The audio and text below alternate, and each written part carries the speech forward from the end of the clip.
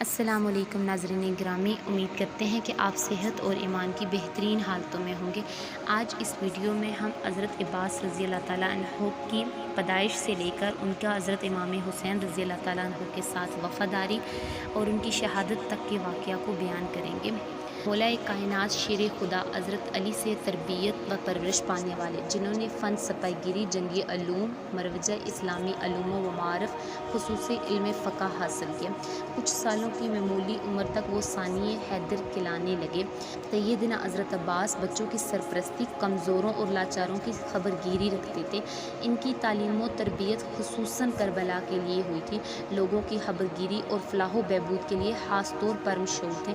اسی وجہ سے حضرت عباس رضی اللہ تعالیٰ عنہ باب الحوائج کا لقب حاصل ہوا۔ حضرت عباس کی نمایاں ترین خصوصیات ایثار وفاداری ہے، جو ان کی روحانی کمال کی بہترین دلائل ہے۔ وہ اپنے بھائی حضرت سیدنا امام حسین کے عشق و گرویدہ تھے۔ حضرت فاطمہ سلام اللہ کے بعد 10 سال تک حضرت علی شیر خدا نے کسی سے شادی نہ کی۔ پھر ایک دن لوگوں کے اصرار پر حضرت علی نے حضرت عقیل رضی اللہ تعالیٰ عنہ کو بلایا اور فرمایا، میرے ساتھ شادی کے لیے ایک نیک اور پاک باز خاتون کی تلاش کریں۔ بس کچھ عرصے بعد ہی شجاعت کے لیے مشہور قبیلے کی لڑکی کے ساتھ آپ کا نکاح ہوا، جن کا نام بھی فاطمہ ہی تھا۔ بعد میں یہ ام البنین کے نام سے مشہور ہوئیں۔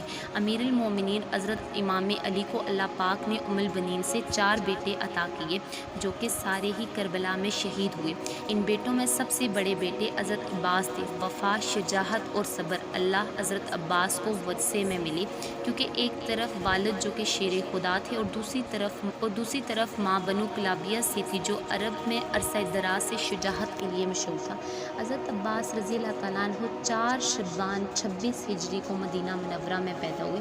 امیر المومنین حضرت علی کبھی کبھی جناب عباس کو اپنی گود میں بٹھاتے تھے اور ان کی آستینوں کو پیچھے الٹ کر بوسہ دیتے تھے اور آنسو بہاتے تھے۔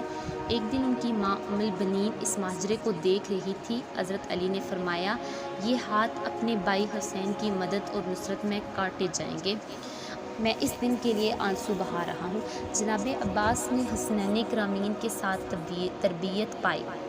جب آپ جوان ہوئے تو لوگ آپ کی دانشمندی، کمالات اور بہادری کی مثالیں دیتے نہ تھکتے تھے۔ جب حضرت علی رضی اللہ تعالیٰ عنہ شہید ہوئے تو آپ اس وقت 14 سال کے تھے۔ اس عظیم صدمے کو برداشت کیا اور جنازے کو راتوں رات دفن کیا۔ بس اس دن کے بعد حضرت عباس کے امتحان شروع ہو گئے، جو سب کے سب انہوں نے ہمت اور صبر سے برداشت کیے۔ آخر کو آپ نے وہ دن بھی دیکھا جب حضرت امام حسن کو زہر دے کر شہید کر دیا گیا۔ آپ کا جنازہ بھی صحیح طریقے سے نہ پڑھنے دیا گیا، لیکن یہ سب بھی ایک بہادر باپ کے بہادر بیٹے نے صرف اس لیے برداشت کیا کہ حضرت امام حسین نے انہیں یہ کہہ کر منع کر دیا، عباس ابھی جنگ کا وقت نہیں ہے۔ اب عباس کی شادی عبداللہ بن عباس کی بیٹی سے ہوئی، جن سے اللہ پاک نے انہیں 2 بیٹے عبید اللہ اور فضل عطا فرمائے۔ آپ ہمیشہ حضرت امام حسین کے شانہ بشانہ رہے، بلکہ حضرت عباس ہمیشہ بنو ہاشم کے 30 نوجوانوں کا حلقہ بنا کے حضرت امام حسین کی حفاظت کے لیے ان کے ساتھ رہتے تھے۔ آپ نے ہمیشہ اپنے آپ کو حضرت امام حسین کا غلام بنا کر پیش کیا، نہ کہ بھائی۔ یہاں تک کہ کربلا کے میدان میں بھی آپ نے اپنی غلامی اور وفا کا مظاہرہ کیا۔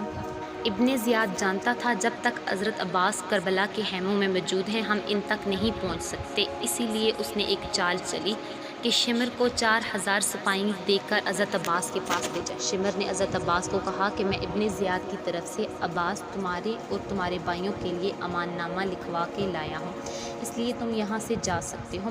بس یہ سننا تھا، حضرت عباس رضی اللہ تعالیٰ عنہ کا چہرہ مبارک سرخ ہو گیا۔ آپ نے امان نامہ پکڑا اور اس کے 2 ٹکڑے کر دیے اور فرمایا، ہمت ہے تو مجھ سے مقابلہ کرو، چاہتے ہو کہ میں نواسہ رسول صلی اللہ علیہ وآلہ وسلم سے غداری کروں؟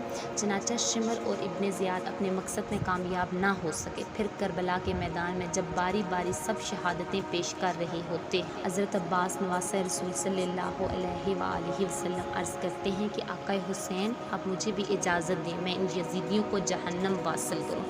لیکن حضرت امام حسین فرماتے ہیں عباس یہاں شجاعت کا امتحان نہیں ہے بلکہ ہمارے صبر کا امتحان ہے۔ حضرت عباس خیموں کے گرد چکر لگا رہے تھے۔ حضرت بی بی سکینہ ہاتھوں میں مشکیزیں لیے جناب عباس کے قریب آئیں اور کہنے لگی چچا عباس میرے اصغر نے 3 دن سے پانی نہیں پیا۔ غازی عباس نے بی بی سکینہ کو دیکھا، خالی مشکیزیں کو دیکھا، فرمانے لگے ہے میرے آقائے زادی میرے حسین سے کہو میں آپ کے لیے پانی لے کے آؤں۔ بس بی بی سکینہ حضرت عباس رضی اللہ تعالیٰ عنہ کو لے کے امام حسین کے پاس آتی ہیں اور فرماتی ہیں ہے بابا چچا کو اجازت دو نہر سے پانی لے کے آئے۔ امام حسین نے غازی عباس کے چہرے کو دیکھا، ایک آہو بھری اور فرمایا سکینہ عباس جاؤ میری بہن زینب کے پاس، اگر میری بہن عباس کو اجازت دیتی ہیں تو عباس تم چلے جانا۔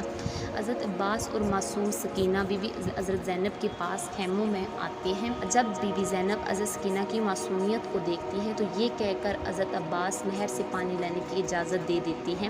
میرے بابا نے وصیت کی تھی زینب شام کی گلیوں میں جب ہاتھوں کو رسیاں باندھ کر تمہیں لے جایا جائے گا تو اس وقت صبر کا ہاتھ دامن سے نہ چھوڑنا۔ میں کہا کرتی تھی جس کا عباس جیسا شیر بائی ہو اس کو کوئی کیوں گرفتار کرے گا۔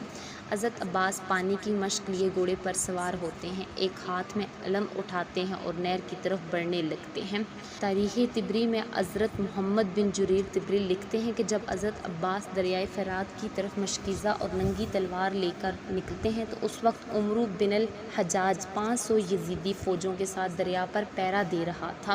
کربلا کا تپتا صحرا ہے، سورج اپنی آب و تاب سے چمک رہا ہے۔ جب پیروداروں نے ایک شاہ سوار کو ننگی تلوار کے ساتھ آتے دیکھا تو فوج میں ہلچل مچ گئی۔ تاریخ گواہ ہے حضرت عباس رضی اللہ تعالیٰ عنہ نے 133 یزیدیوں کو چیر ڈالا اور دریا پر پہنچ گئے۔ باقی فوجی امداد لینے کے لیے اپنے کیمپوں میں بھاگ گئے۔ حضرت عباس نے اپنا علم دریا کے کنارے گاڑا اور مشق میں پانی بھرنے لگے۔ مشق کو مرنے کے بعد آپ نے خود پانی پینے کے لیے چلو بھرا اور پھر یہ سوچ کر پانی گرا دیا کہ میرے آقا حسین اور ان کی آل کب سے پیاسی ہے۔ اللہ اکبر۔ دوستو کیا کوئی عباس جیسا وفادار شخص ہے اس دنیا میں؟ پھر اپنا سوچا کہ اپنے گھوڑے کو پانی پلاتا ہوں، لیکن گھوڑا بھی وفادار ہی تھا، اس نے پانی نہ پیا۔ اتنی دیر میں عمرو اپنی فوج کی دوبارہ صفحہ بندی کرتا ہے اور پیچھے اور سپاہی بھی مدد کے لیے آ جاتے ہیں۔ حضرت عباس مشکیزہ اٹھائے گھوڑے پر سوار ہوتے ہیں، اتنے میں ایک تیر ان کے کندھے پر آ کے لگتا ہے۔ حضرت عباس گھوڑے کو خیمے کی طرف دوڑاتے ہیں، سپاہی ان کو گھیر لیتے ہیں اور تیروں کی بوچھاڑ کر دیتے ہیں۔ عمرو آواز لگا کر کہتا ہے یہ پانی خیموں تک نہ پہنچے، اگر ان کو پانی مل گیا تو ہماری خیر نہیں۔ اتنے میں ایک بدبخت نے چھپ کر تلوار کا وار کیا تو آپ کا ایک بازو قلم ہو گیا۔ آپ پانی کا مشکیزہ دوسرے ہاتھ میں پکڑتے ہیں، پھر دوسرے بازو پر بھی وار ہوتا ہے اور دوسرا بازو بھی قلم ہو جاتا ہے۔ اس کے بعد جناب عباس پانی کا مشکیزہ منہ میں پکڑ لیتے ہیں، پھر سب یکجا ہو کر تیر برساتے ہیں، پانی کے مشکیزے کو بھی لگتے ہیں اور پانی بہہ جاتا ہے۔ جیسے ہی پانی بہتا ہے تو میرے آقا کی آنکھوں میں آنسو آ جاتے ہیں، وہ گھوڑے سے نیچے گر جاتے ہیں، تیروں سے نڈال ہو جاتے ہیں۔ یزیدی فوج فتح کے نعرے لگاتی ہوئی واپس ہو جاتی ہے۔